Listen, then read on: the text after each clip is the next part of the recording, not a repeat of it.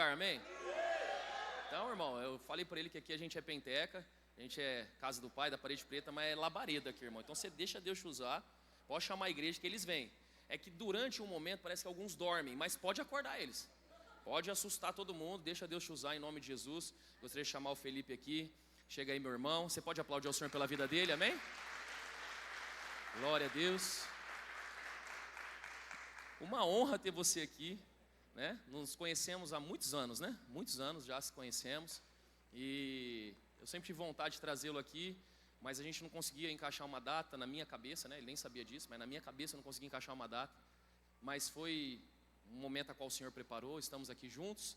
Pude rever algumas pessoas aqui, ó, Amor, quem está atrás de você aí, amor? Você lembra desse menino? Teles. Ele deu trabalho para nós, não deu esse menino? Ele deu muito trabalho, né, amor? E tá aí, ó, tá crente o menino. Deus é bom. Os mais que me davam mais trabalho, era ele e o Ivan. Cadê o Ivan? Ah lá, tá vendo? O Ivan deu trabalho, saiu de novo. Amém? Mas é uma alegria receber vocês aí, todos que estão juntos. Que Deus possa te abençoar, te usar poderosamente. Senta suas mãos para cá. Senhor, obrigado, Deus, pela vida do teu filho. Use ele, Deus, de forma poderosa. Esconda-o atrás da cruz, proteja a sua casa, a sua família, a sua filhinha, que acabou de nascer. Que o Senhor possa usá-lo, Deus, de forma poderosa nessa manhã. Em nome de Jesus. Amém, amém e amém. Meus irmãos, a paz do Senhor. Meus irmãos, a paz do Senhor. Você que trouxe Bíblia, abra ela. Neemias, capítulo de número 2. Neemias, capítulo de número 2.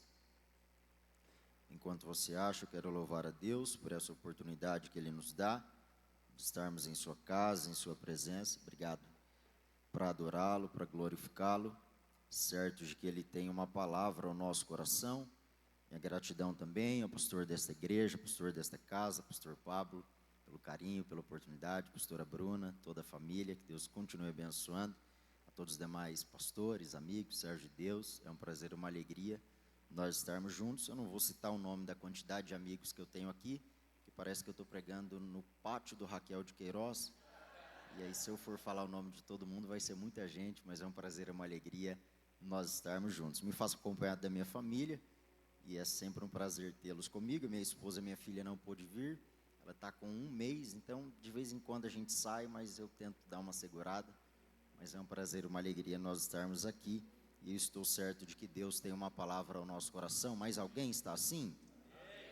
Neemias, capítulo de número 2, o versículo de número 17.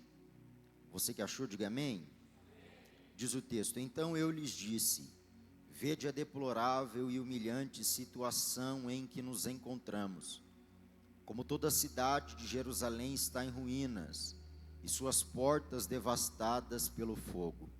Vinde, vamos reconstruir os muros de Jerusalém, para que não passemos mais vergonha. E você diz amém. Não feche a sua Bíblia. Meus irmãos, nós estamos diante de um texto, diante de um livro conhecido, se não de todos, mas acredito eu, pelo menos pela maioria de nós que aqui estamos.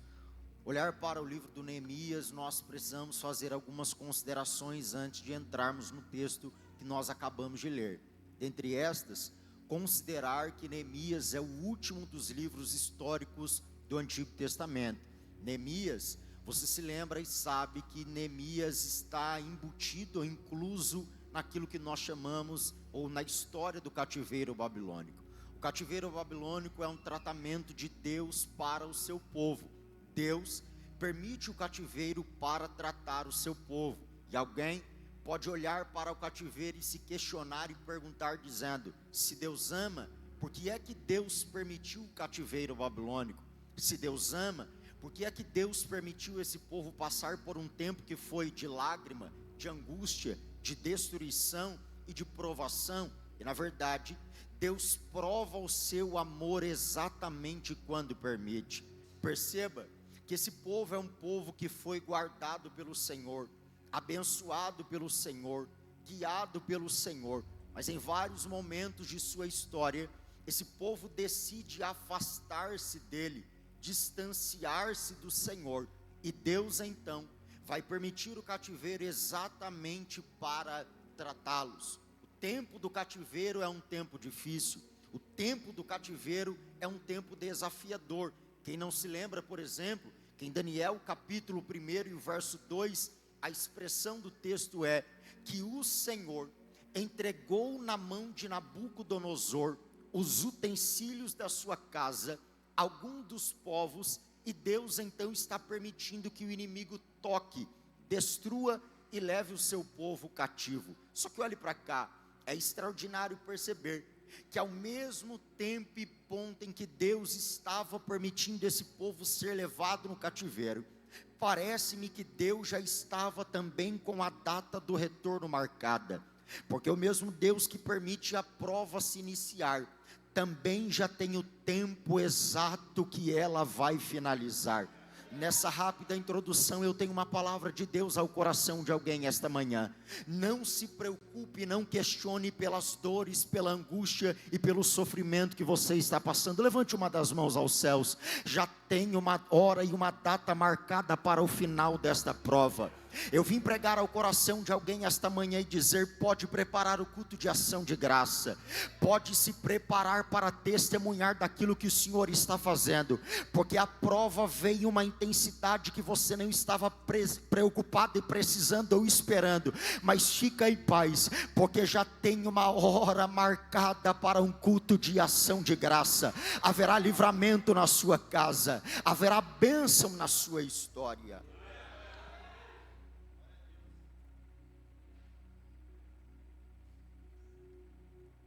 Parar para tomar água, você continua dando glória.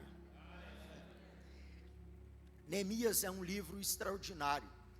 Parte daquilo que nós conhecemos deste livro, ou uma das coisas que nós mais conhecemos, é o capítulo 6 e o verso 2. Você se lembra que a expressão do texto, após Neemias receber um convite, Neemias vai se posicionar ao convite e dizer: eu estou em uma grande obra, e não posso parar, não posso deixá-la, e não posso descer. Só que, repito, o tempo do cativeiro foi tão difícil, ao ponto de que lembra que o salmista no Salmo 137 se pronuncia dizendo: às margens do rio da Babilônia, nós nos assentávamos e chorávamos, nós lembrávamos de Sião, e em nosso coração nós dizíamos: como cantar um cântico agora, como adorar agora. Só que olhe para cá e perceba que esse povo está passando exatamente por aquilo que a maioria de nós já fizemos. Esse povo, quando tem a oportunidade de estar diante do Senhor e prestar a Ele um culto de louvor e adoração, não o fazem. Esse povo, quando tem a oportunidade de estar diante do Senhor e fazer alguma coisa para Ele, negligenciam. Só que agora, quando a porta fecha, eles não têm mais esta oportunidade. Eles estão olhando para trás e dizendo: como nós deveríamos ter aproveitado as oportunidades que Deus nos deu. E eu não sei você, mas quantas vezes nós viemos para a casa de Deus, estamos aqui dentro, nos assentamos aqui, mas não cantamos, não adoramos, não entregamos algo ao Senhor. Só que eu preciso dizer ao teu coração que nesse exato momento tem alguém dentro de uma UTI que trocaria tudo para estar no seu lugar esta manhã. Eu estou pregando para pessoas que enquanto nós estamos aqui e não fazemos ou não nos entregamos na maneira que deveríamos fazer, tem pessoas em algum lugar que deveria ou queria estar no nosso lugar esta manhã e não pode. Mas já que nós temos esta oportunidade, eu não sei você, mas eu voltarei para casa vazio de tudo quanto eu trouxe para entregar esta manhã, porque esta manhã nós vamos nos entregar a Ele, vamos glorificar a Ele e bendizer ao nome dEle.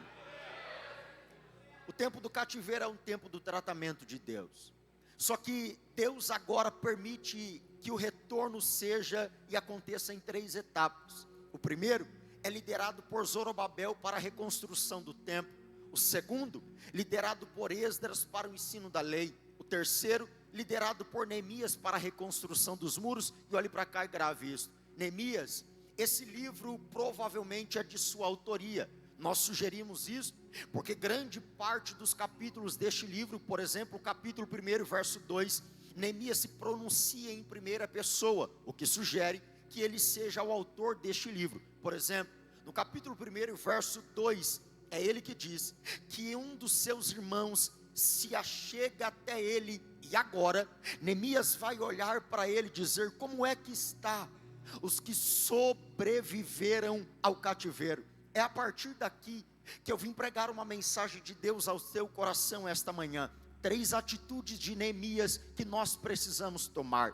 Neemias está diante de alguém e pergunta para ele: como está o coração do povo? Como está os que sobreviveram ao cativeiro? Como está a condição daqueles que voltaram? E é extraordinário, porque agora Anani vai olhar para ele e dizer: os que sobreviveram estão em ruínas, os que sobreviveram estão assolados, os que sobreviveram estão devastados, os que sobreviveram estão em lágrimas. Neemias agora vai tomar pelo menos 3 atitudes, só que grave isso no teu coração. Neemias está em uma posição que ele não precisaria fazer nada por esse povo. Afinal, Neemias está em uma posição de copeiro na casa do rei. É o capítulo 1, verso 11. Só que agora Neemias tem uma posição privilegiada na casa do rei, e ele não precisaria tomar nenhuma atitude. Só que Neemias entende pelo menos 2 verdades. Perceba que há nos nossos dias alguém que tem facilidade para identificar o caos. Já percebeu que nos nossos dias sempre tem alguém que ele sabe para onde apontar, identificar onde está o erro de um departamento, aonde está o erro de uma igreja, aonde está o erro de alguém? Só que dificilmente as mesmas pessoas que identificam o erro de algo ou alguém têm resposta para solucionar este problema. Porque nós vemos um tempo em que é fácil identificar o erro, o difícil é se levantar como resposta para esse tempo. Só que Neemias entendeu: não adianta eu saber da condição que o povo está, se eu não me levantar como resposta para esse tempo. Não adianta eu identificar o erro, a queda de algo ou alguém, mas não ter resposta ou posição para levantar aquilo que não está bom. E o que Neemias está dizendo, pelo menos ao meu coração esta manhã, é: pare de apenas identificar o erro e se levante como resposta. Pare apenas de se levantar ou posicionar como alguém que identifica a queda ou erro de algum lugar, mas não tem resposta. Eu vim com uma palavra de Deus ao coração de alguém esta manhã e dizer: eu estou pregando para Neemias que Deus está levantando neste tempo como resposta para a tua casa, como resposta naquela empresa. Levanta a mão direita, a mão esquerda lá em cima. Eu vim pregar o coração de alguém e dizer: nós não vamos esperar Deus levantar outro. Deus vai nos levantar naquela casa, Deus vai nos levantar naquela empresa, Deus vai nos levantar na sociedade. Nós seremos resposta para esta geração. Neemias entendeu: primeiro, eu preciso ser resposta para esse tempo. Segundo, Neemias entendeu: não adianta eu saber da destruição de alguém. Pelo amor de Deus, olhe para cá e grave isso. Não adianta eu saber e conhecer as lágrimas e a dor de alguém, se eu não fizer alguma coisa. Está na hora urgentemente, talvez não aqui, mas em alguns lugares por aí, de nós voltarmos a entender o que é ser igreja. Porque se ser igreja é conhecer a dor de outros, mas ficar no meu canto, isso não é ser igreja. Se ser igreja para alguém é saber do luto de alguém, da dor de alguém, da prova de alguém, e não se posicionar, nós não estamos entendendo e compreendendo o que é igreja.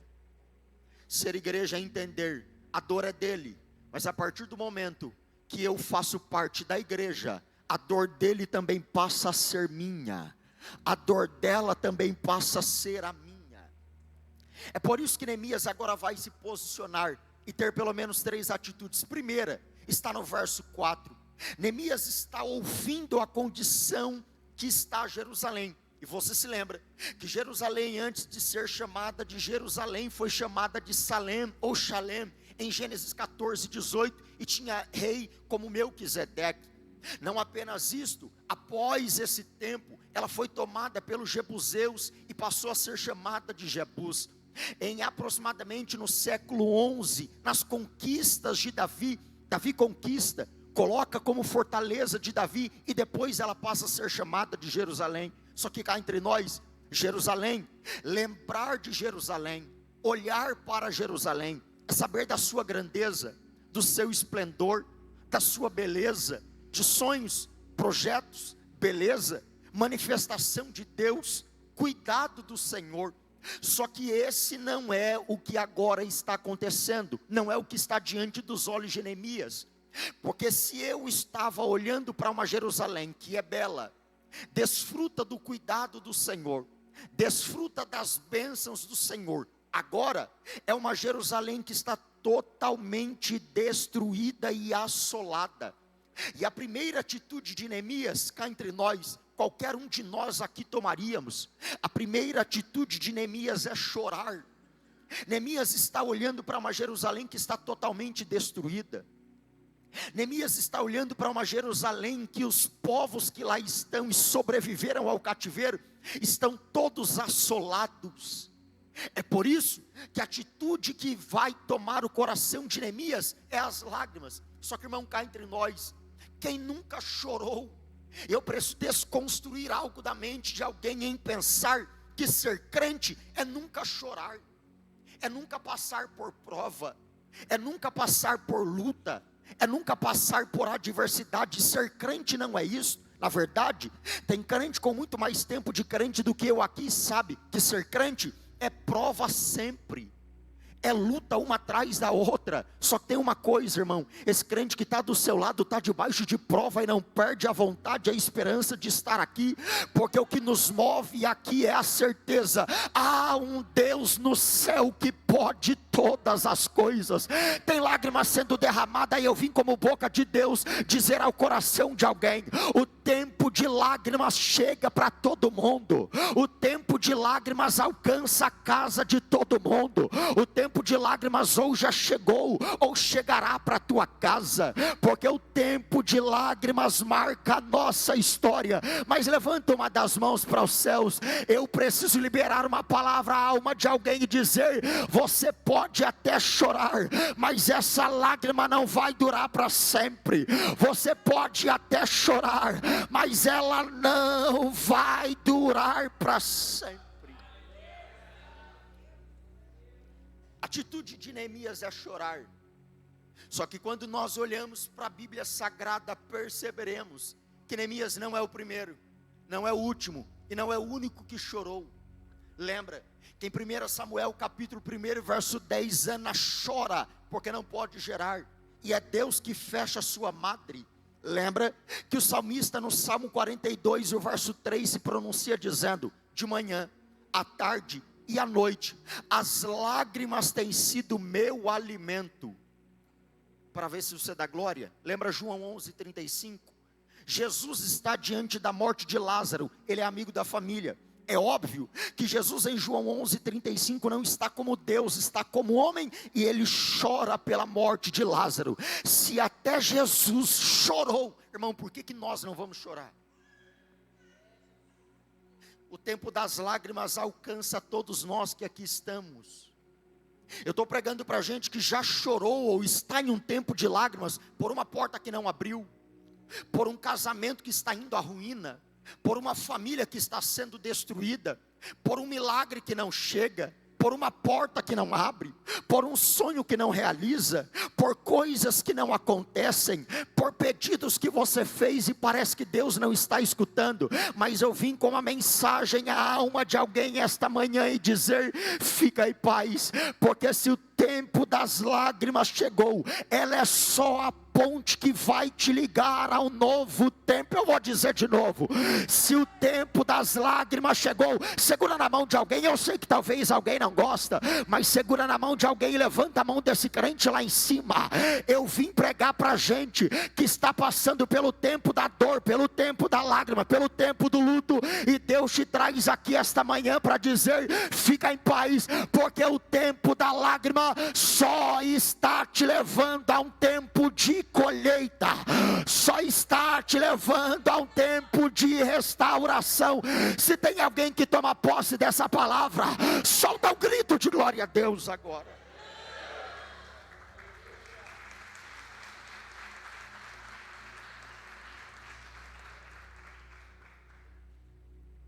tempo das lágrimas alcança todos nós. Só que olhe para cá e prepara o pulmão para dar glória. Eu acho extraordinário, porque chorar é necessário, só não pode ser para sempre. E Neemias compreendeu e entendeu. É por isso que a segunda atitude de Neemias é coerente com a primeira. Porque se na primeira ele chora, a segunda atitude de Neemias também é o verso 4. Ele vai para a oração. Irmão, porque Neemias compreendeu, não adianta eu chorar sempre se eu não me mover em oração. Eu vou dizer de novo. Neemias compreendeu que nós também precisamos compreender. Não adianta passar a vida inteira chorando. Sabe qual é o problema de muita gente? Fica com lágrimas, chorando pelos cantos e achando que só de chorar sua história vai ser diferente. Tem gente que está acostumado a ficar chorando, lamentando. Você chega perto dele, ele já começa a reclamar, chorar, lamentar. Irmão, isso pode acontecer, só não pode marcar a tua história para sempre. O tempo de lágrimas é necessário para a reconstrução que Neemias vai desempenhar. Ela só não pode dominar a vida de Neemias para sempre. Neemias chora, mas agora ele vai tomar a segunda atitude. A segunda atitude que Neemias toma é orar. Ele entendeu, eu chorei, só que o tempo das lágrimas só me levou para um tempo de oração. Eu vim como resposta de Deus ao coração de alguém esta manhã e dizer: pare de chorar sempre, se mova em oração a partir desta manhã. Pare de ficar lamentando pelos cantos e se posicione em oração a partir desta manhã. Haverá restauração na tua casa, haverá mudança de rota na tua história, haverá colheita na tua família. Neemias vai para a oração. Irmão, cá entre nós, Neemias está entendendo que na oração, o poder nunca está em quem ora. Eu vou dizer de novo ao coração de alguém. Poder da oração, e o que nos faz mesmo em tempo de lágrimas chorar, mas orar, é que nós entendemos, o poder da oração nunca está no Felipe que ora. O poder da oração está sempre no Deus que é poderoso para ouvir. Eu estou pregando para gente que está dizendo: estou fraco e não consigo orar. E quem diz que oração depende da tua força? Eu estou pregando para gente essa manhã que está dizendo: eu nem consigo dobrar os joelhos para orar. E quem disse que a oração depende do teu joelho dobrado e da tua força para orar? Se curvar a cabeça, as lágrimas descer, mas o coração se posicionar em oração, haverá resposta. Levante a mão direita lá em cima. Eu vim pregar ao coração de alguém esta manhã, no último dia e no penúltimo culto da semana, acesso para liberar uma palavra profética ao teu coração esta manhã e dizer: fica em paz, porque esse tempo será marcado como resposta, esse tempo será marcado como restauração, mas nós sairemos daqui esta manhã dizendo: eu vou para a oração, eu vou para a oração, eu vou para a oração. Se nós voltarmos a entender o poder que há na oração, nós voltaremos a orar com muita intensidade. Deixa eu te contar um testemunho e eu já continuo. Há dias atrás, eu estava diante de uma senhora, por nome Sandra, e ela disse a mim: Felipe, deixa eu contar um pouco do meu testemunho para você, com meu esposo. Eu disse: pode contar, Sandra. Ela começou dizendo: há muitos anos eu sirvo a Jesus, há muitos anos eu sirvo a igreja, só que eu tinha nesses muitos anos a infelicidade de ver o meu esposo em casa, que não era crente, e para piorar, além de não ser crente, ele estava viciado em drogas e álcool. Eu tinha a infelicidade de todas as vezes que ia ao mercado, ter que colocar no nosso carrinho de compra bebida alcoólica para ele. Eu não podia fazer nada. Só que, Felipe, eu entendi, até que um dia, todas as noites, antes de dormir, enquanto ele já estava dormindo, eu me agarrava aos pés dele, em lágrimas eu orava e dizia: Senhor, liberta o meu marido, Senhor, leva o meu marido para a tua casa. De repente, os dias foram passando, anos se passaram, e ela disse a mim: Felipe, um dia, nós fomos ao mercado, e eu já estava acostumada a chegar no corredor de bebida alcoólica, e colocar no carrinho o que ele já estava acostumado. Só que um dia, nós estávamos no mercado, e quando eu estava indo para o corredor, triste de novo, o meu marido pegou no meu braço e disse: Sandra, nós não vamos entrar nesse corredor nunca mais, porque bebida alcoólica na nossa casa não vai entrar. E ela disse a mim: Felipe, e ele ainda me perguntou: qual o próximo dia de culto na tua igreja? Porque eu estou com vontade de ir lá visitar. Em lágrimas ela disse para mim: Felipe, hoje eu tenho a felicidade de ver o meu marido de terno e gravata servindo ceia na igreja, porque há poder na oração. Eu estou pregando para gente que talvez a sua casa ainda não aceitou a Jesus, que na sua família alguém ainda não é crente, mas nós nos moveremos em oração e haverá salvação, haverá milagre. Neemias está orando, Neemias está clamando e pedindo ao Senhor resposta. Só que agora você se lembra que Neemias vai tomar algumas atitudes antes de chegar na terceira. Porque esse Neemias agora está com um semblante triste. O rei percebe e diz a ele: por que você está chorando? Ele conta a história: como não chorar, se a casa dos meus pais está da maneira que está? Como não chorar, se o tempo é difícil, se o tempo é de lágrima, se o tempo é de dor? De repente, ele recebe cartas para ir reconstruir. Só que olhe para cá, no caminho, ele vai nos ensinar pelo menos duas verdades. Primeiro, quando Neemias chama alguns amigos e vai até a reconstrução, está no texto, Neemias não contou para ninguém sobre a reconstrução. Está no texto que Neemias chama amigos, vai ao ambiente da reconstrução, só que o texto diz que ele não contou nada para ninguém. Irmão, cá entre nós, quem está com Neemias é amigo, só que ele entendeu, existem coisas que não é tempo de contar para todos. Existem coisas que eu preciso aprender, compreender, entender e guardar, que existe o tempo exato e o momento oportuno para contar. Existem projetos que eu preciso guardar e não espalhar para ninguém ainda. Neemias entendeu, eu vou para uma reconstrução, só que não adianta eu contar tudo para todos agora. Sabe qual é o nosso problema? O contrato nem foi assinado ainda e a gente já está contando para todo mundo. Sabe qual é o nosso problema? Talvez não o seu, o meu. É que antes das coisas acontecerem, concretizarem, a gente já contou para todo mundo. E Deus nos traz aqui essa manhã para dizer: aprenda a guardar. Aprenda a preservar algumas coisas que ainda não aconteceu. Se o contrato não foi assinado, guarda para você. Se a porta ainda não abriu, guarda para você. Felipe está pregando heresia? Vamos para o texto, para a Bíblia, sem ela não tem graça. Lembra que no livro do Gênesis, Deus chama Abraão e diz a Abraão: vai ao monte, sacrifica teu filho. Ele até sai de casa com o filho, com o jumento e com os amigos, os servos. Só que quando chega no pé do monte, ele diz aos servos: fiquem aqui, porque quem vai subir lá é só eu que ouvi a voz e quem o Pai me pediu. Irmão, o que Abraão está dizendo é: se eu levo eles no alto do monte comigo, eles vão achar que é loucura o que Deus está me pedindo para fazer. É por isso que eu deixo no pé do monte quem não vai compreender aquilo que eu vou fazer no alto do monte. Deus te traz aqui esta manhã para dizer: continue e preserve amigos, só que aprenda a não contar tudo para todo mundo. Preserve amizades, mas aprenda a guardar algumas coisas. Segunda lição: Neemias está trabalhando quando os inimigos se levantam contra ele. Só que está no texto que quando os inimigos vêm, Neemias não disse nada, ele só está trabalhando. Uma pergunta entre nós, cá entre nós: quem foi que contou? Se Neemias não conta nada para ninguém, e os inimigos decidem atacá-lo, quem é que contou? Quem é que disse aos inimigos a obra que ele está desempenhando? É simples, não foi ninguém.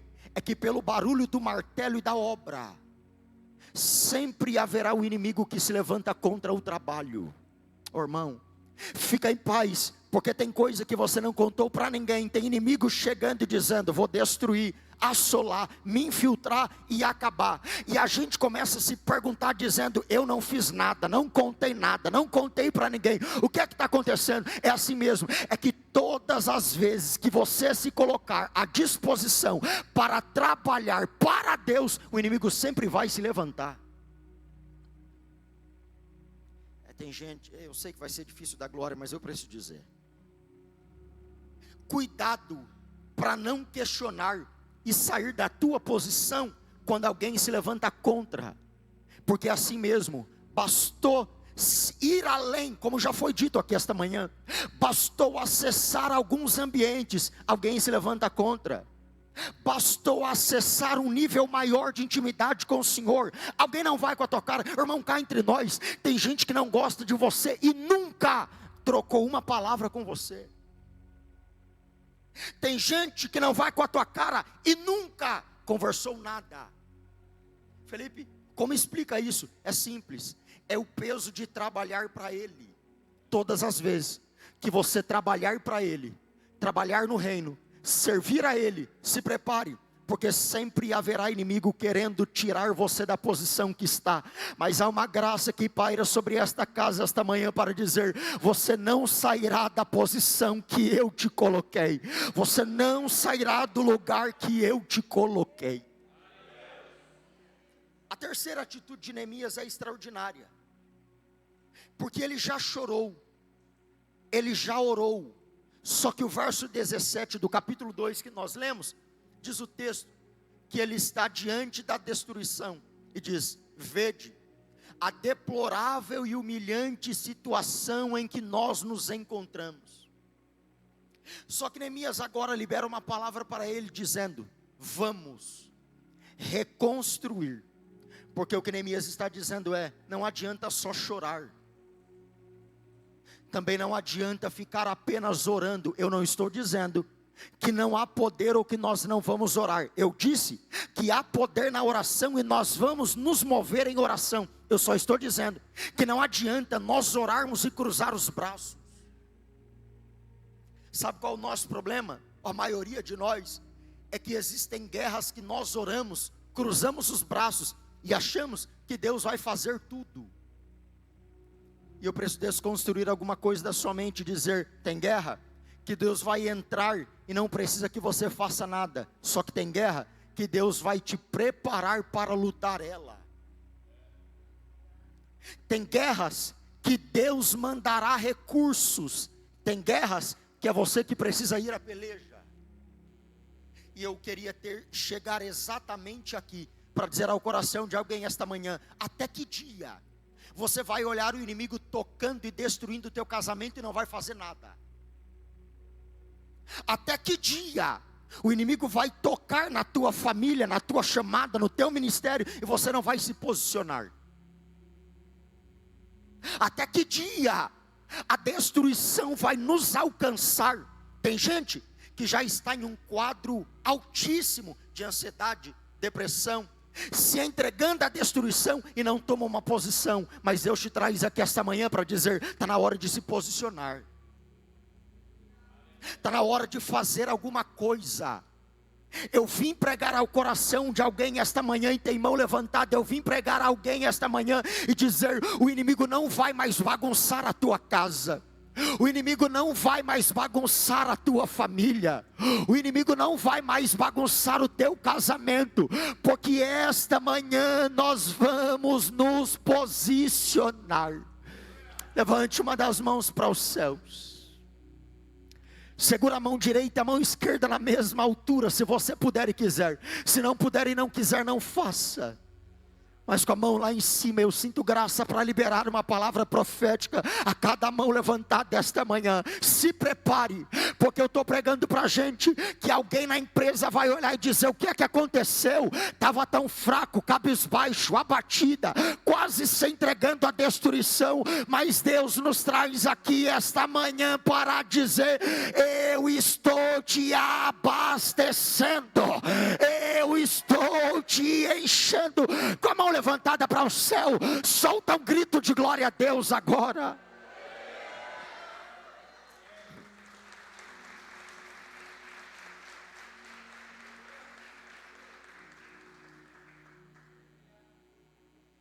Eu sei que tem quem não gosta, mas só para provocar esse irmão do lado, segura firme na mão desse irmão. Irmão, você vai reclamar do pregador? Não faz. Mas se crê que é profético, segura na mão desse crente que está do seu lado, dá uma apertada para ele, dá uma acordada e vindo glória daqui a pouco.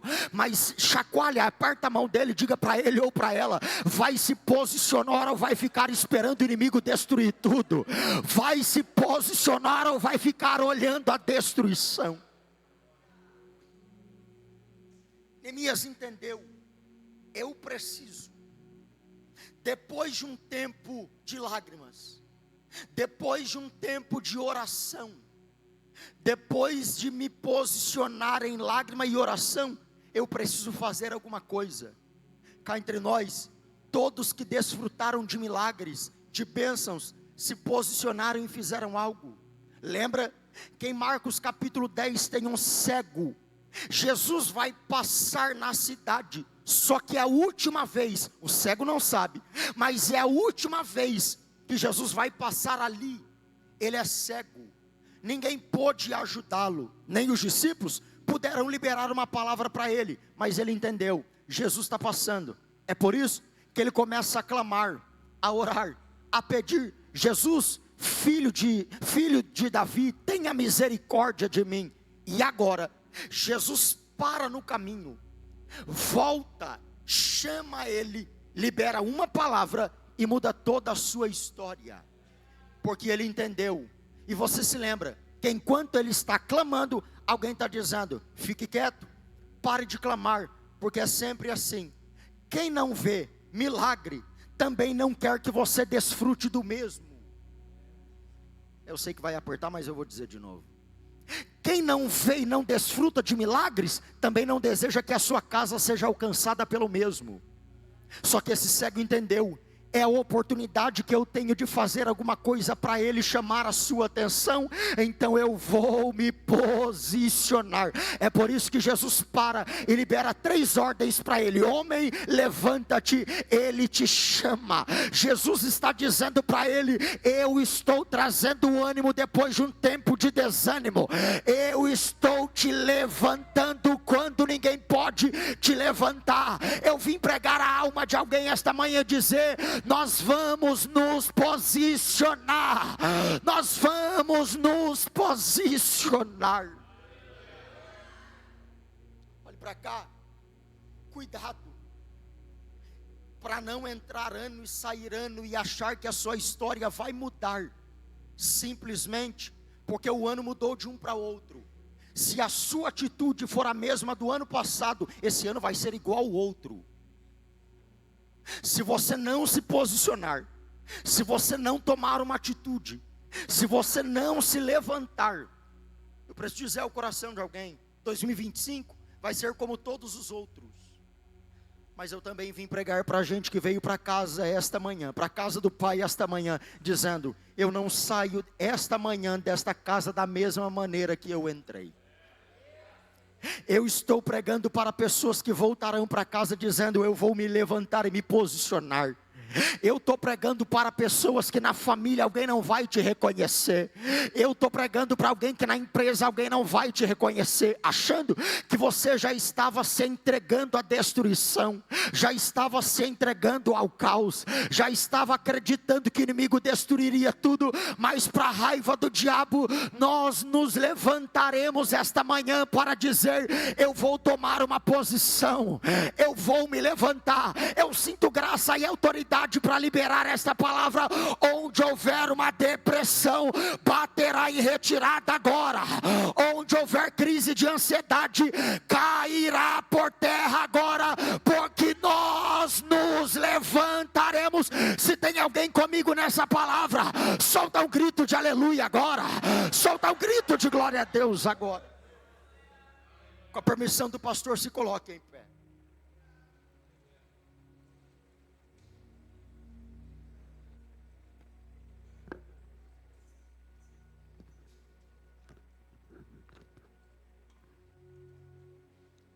Eu caminhei até aqui só para dizer ao teu coração: eu não sei o que foi pregado nos outros dias, eu não sei o que será pregado esta noite, mas com muito temor, tremor e sensibilidade ao Espírito, eu digo à tua alma esta manhã. A mensagem de Deus ao nosso coração esta manhã está na hora de se posicionar. Está na hora de se levantar.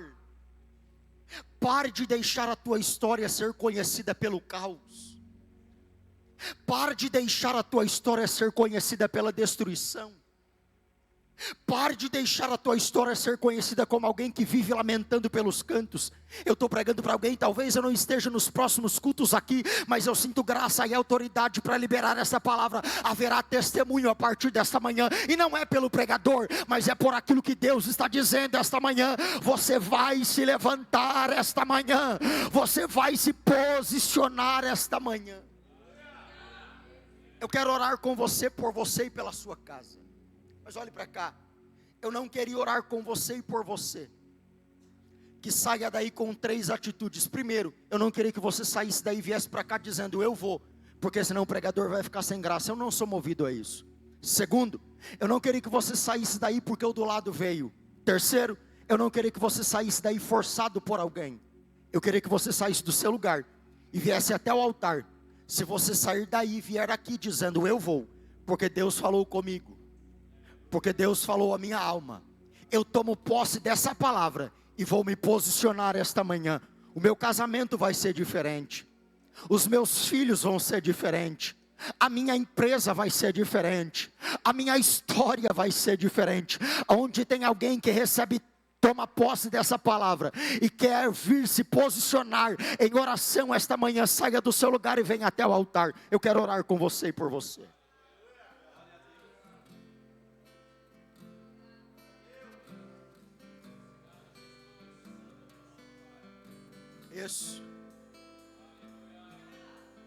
Isso.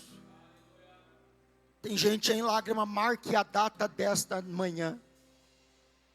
Não é pelo pregador, esqueça o pregador, mas não esqueça o que Deus está dizendo. Marque a data desta manhã, eu digo com muita graça e autoridade, porque esta manhã será a mudança de Deus na tua casa. Esta manhã é a manhã que Deus marcou para restaurar a tua família. Há uma graça sobre nós, pode cantar. Nós vamos adorar, e daqui a pouco eu quero orar com você e por você. Há uma manhã de restauração, é uma manhã de renovo sobre nós.